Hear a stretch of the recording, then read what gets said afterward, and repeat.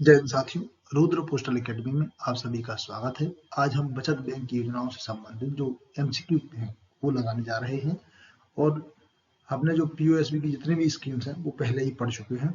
अब हमारा जो सब्जेक्ट बचा हुआ है वो बचा है PLI and product and service और अपनी पीओआई। तो पीएलआई लगभग 2 या 3 दिन के अंदर समाप्त हो जाएगा। ठीक है, 3 दिन में हम पूरा पीएलआई पढ़ लेंगे और उसके बाद हम पढ़ेंगे पीओआई का। ठीक है, तो हम देखते हैं आज का पहला प्रश्न कि एसएसए अकाउंट में एक वित्तीय वर्ष में अधिकतम कितनी राशि जमा की जा सकती है? 250 रुपए, 1000 रुपए, 1.5 लाख रुपए या 2.5 लाख रुपए। तो इसका जो आंसर है वो है 1.5 लाख रुपए। कितनी राशि जमा की जा सकती है? 1.5 लाख रुपए अधिकतम जमा की जा सकती है। तो आपको एसएसए अकाउंट से याद रखना है कि एसएससी का रेट ऑफ इंटरेस्ट कितना है? 8.2% है। ठीक है, मिनिमम कितने रुपए से खाता खोला जाता है? तो 250 रुपए से खाता खोला जाता है। अधिकतम कितने जमा कर सकते हैं उसमें? 1.5 लाख रुपए तक। कितने वर्ष के लिए स्कीम संचालित की जाती है? तो 15 वर्ष तक आपको उसमें जमा करने पड़ते हैं। और मेच्योरिटी कब होती है? तो 21 वर्ष में इस खाते की मेच्योरिटी होती है। और आपको अगर बीच में पैसा निकालना है तो बच्चे की 18 वर्ष की आयु पूर्ण कर लेने के पश्चात आप या तो उसकी पढ़ाई के लिए पैसा निकाल सकते हैं, वो भी 50%।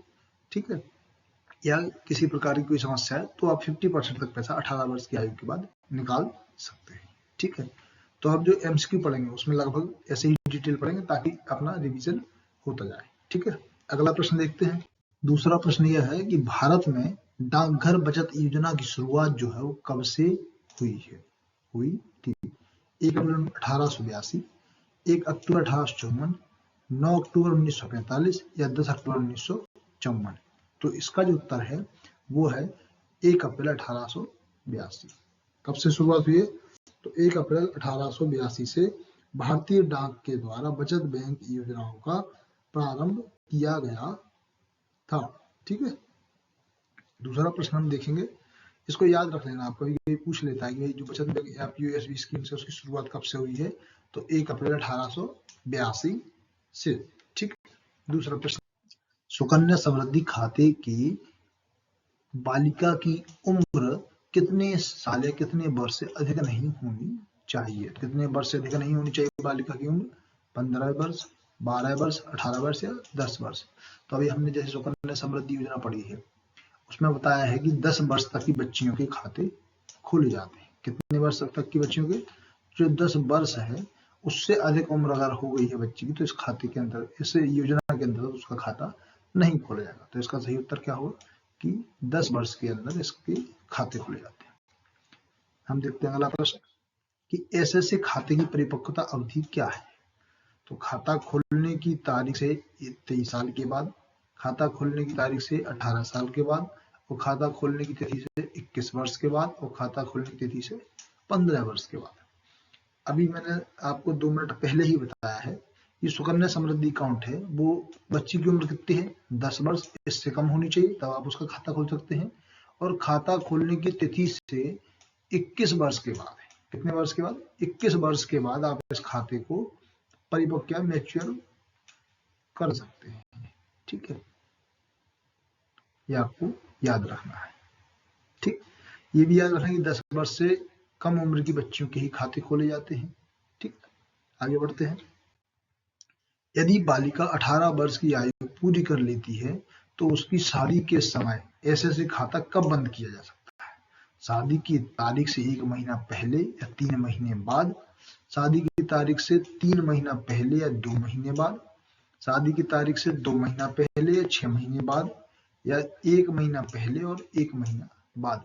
ठीक है, तो मैंने आपको जब सुकन्या समृद्धि योजना पढ़ाई थी तो उसमें बताया था कि जब खाता बंद करते हैं 18 वर्ष की आयु पूरी कर लेने के बाद, तो आप उस किस स्थिति में बंद करते हैं कि शादी की तारीख से 1 महीना पहले या 3 महीने बाद तक आप इस खाते को क्लोज कर सकते हैं। तो इसका सही उत्तर क्या होगा? ये इसका सही उत्तर होगा।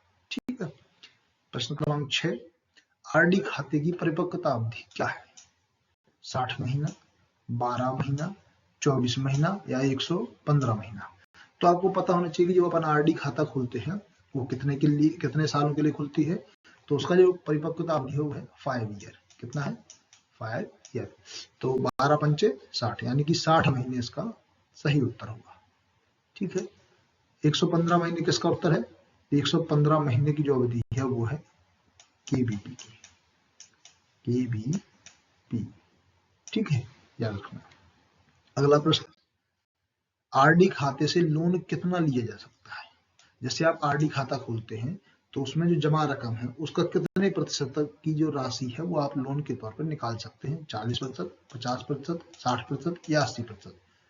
ठीक है, तो जब मैंने आरडी खाता पढ़ा था तो उसमें बताया था कि आप जब खाता खोलते हैं तो उसके 50% तक की जो राशि है उसको आप लोन के तौर पर ले सकते हैं। ठीक, कितनी राशि? 50% की राशि लोन ले सकते हैं। अगला प्रश्न, आरडी अकाउंट की शुरुआत कब से हुई है? आरडी अकाउंट, रिकरिंग डिपॉजिट जो अकाउंट है उसकी जो स्टार्टिंग है, शुरुआत है, कब से हुई है? तो 1 अप्रैल 1970, 1 अक्टूबर 1978, 9 अक्टूबर 1945 या 10 अक्टूबर 1954। तो इसका जो सही उत्तर है वो है 1 अप्रैल 1970।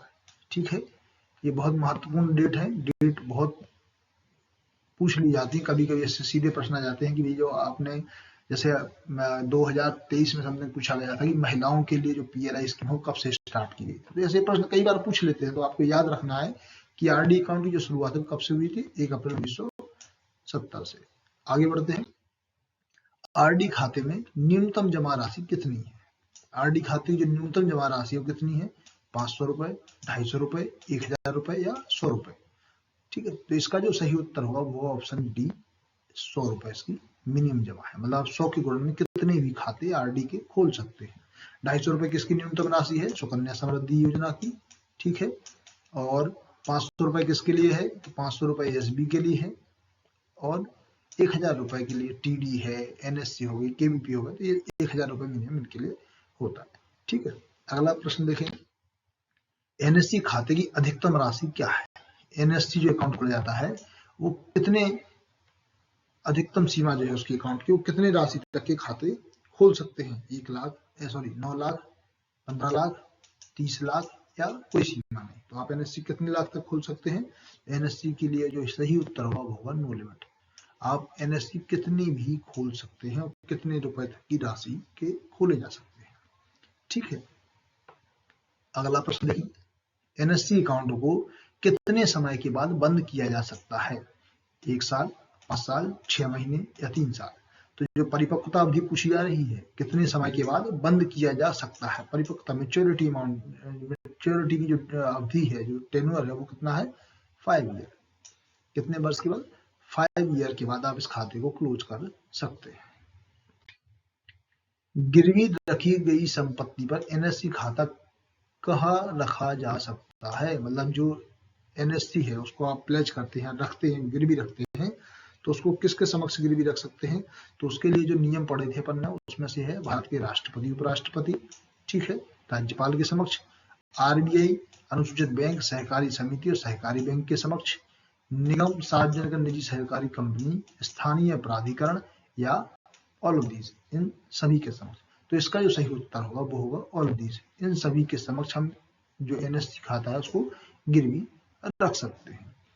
ठीक है, ये मैंने आपको जो एनएससी पढ़ा है उसमें बहुत अच्छे से बताया था कि इसको रख सकते हैं। आप केबीपी पढ़ेंगे उसको भी इसी प्रकार से गिरवी रख सकते हैं। ठीक है, अगला प्रश्न देखेंगे, टीडी अकाउंट की 3 वर्ष का ब्याज दर क्या है? जो 3 ईयर टीडी है, जो 3 ईयर टीडी अकाउंट है उसकी जो ब्याज दर है वो क्या है?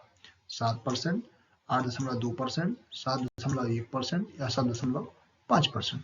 तो आपको पता है जो टीडी है, टीडी में 1 ईयर से लेकर 5 ईयर तक की अलग अलग स्कीम है। 1 साल, 2 साल, 3 साल, है ना, और 5 साल। तो 1 साल का कितना है? 6.9%। दूसरे ईयर का कितना है? 7%। ठीक है, तीसरे ईयर का कितना है? 7.1%। और फिफ्थ ईयर का है 7.5%। ठीक है, तो अपना सही उत्तर क्या होगा? 7.1% इसका सही उत्तर होगा। आगे बढ़ते हैं अगले प्रश्न की ओर। डुप्लीकेट पासबुक जारी करने का जो शुल्क है वह क्या है? डुप्लीकेट पासबुक, जैसे आपकी कोई पासबुक है वो गुम गई है या किसी प्रकार से उसका मतलब नुकसान हो गया है, फट गई है, कुछ भी हो गया, आप उसको दोबारा पासबुक बनवाना चाह रहे हैं तो उसके लिए शुल्क है वो कितना है, 50 रुपए प्लस जीएसटी, 50 रुपए, 100 रुपए प्लस जीएसटी या 100 रुपए। तो मैं आपको कल के लेक्चर में ही पढ़ाया है कि जो पासबुक डुप्लीकेट पासबुक है उसका जो शुल्क है वो कितना है, 50 रुपए प्लस जीएसटी। ठीक है, आगे बढ़ते हैं। खाता हस्तांतरण शुल्क है, यही अकाउंट को आप ट्रांसफर करते हैं तो उसका जो शुल्क है वो कितना है, ठीक है, 100 रुपए, 50 रुपए प्लस 18% जीएसटी, 100 रुपए प्लस 18% जीएसटी या 150 रुपए। तो इसका जो सही उत्तर है वो है 100 रुपए प्लस 18% जीएसटी। ठीक है,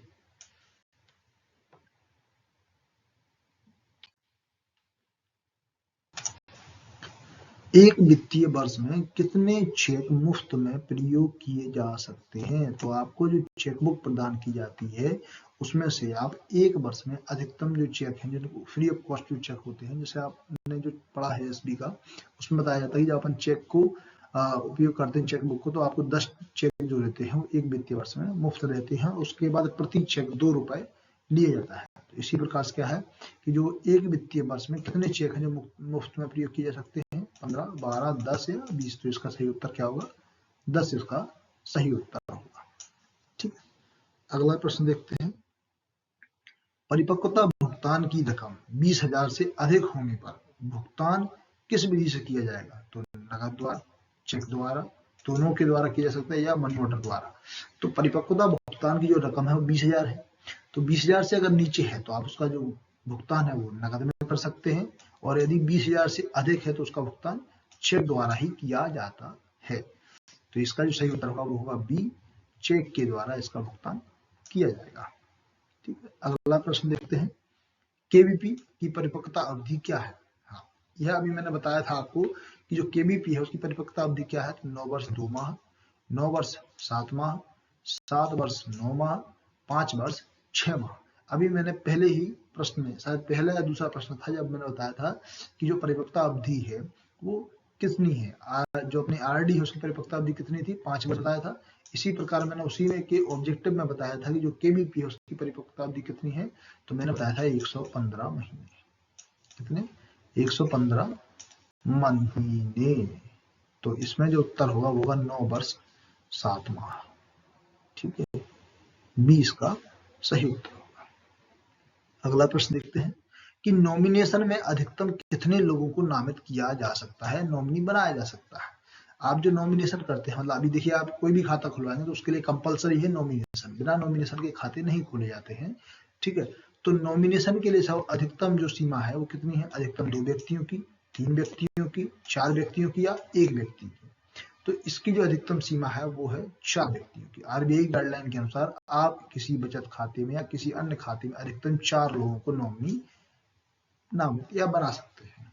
ठीक है, अगला प्रश्न देखते हैं। महिला सम्मान बचत पत्र किस तारीख से बंद कर दिया गया था। तो महिला सम्मान बचत पत्र जो है वह कब से बंद किया गया है, 31 मार्च 2025 से, 1 अप्रैल 2024 से, 31 मार्च 2024 से या 1 अक्टूबर 2025 से। ठीक है, तो इसका जो उत्तर है, देखिए पहली बात तो आपको पता होना चाहिए कि महिला सम्मान पत्र जो है वो केवल 2 वर्षों के लिए लाया गया था।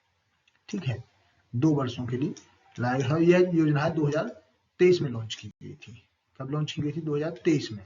ठीक है, तो 2023 में और भी किसके लिए, सिर्फ महिलाओं के लिए लॉन्च की गई थी। इसका जो रेट ऑफ इंटरेस्ट था वो 7.5% था, जो कि चक्रवृद्धि ब्याज के तौर पे इसमें दिया जाता था। तो 2 वर्षों के लिए जब लॉन्च की गई थी तो यह 2025 तक हो गई। तो 31 मार्च 2025 तक यह योजना संचालित की गई और उसके बाद इसको बंद कर दिया गया, डिसकंटिन्यू कर दिया गया। इन फ्यूचर अगर सरकार चाहे तो इसको एक्सटेंड कर सकती है ना। तो ये आज के हमारे प्रश्न है। तो आज के लिए बस इतना ही। अभी आपने सेविंग बैंक से संबंधित कुछ 20 प्रश्न किए हैं। अभी हम उसमें और प्रश्न लाएंगे जो कि आपको संडे तक या अगले संडे तक आपको मिलेंगे। ठीक है, तो आज के लिए बस इतना ही। बहुत बहुत धन्यवाद। जय हिंद, जय भारत।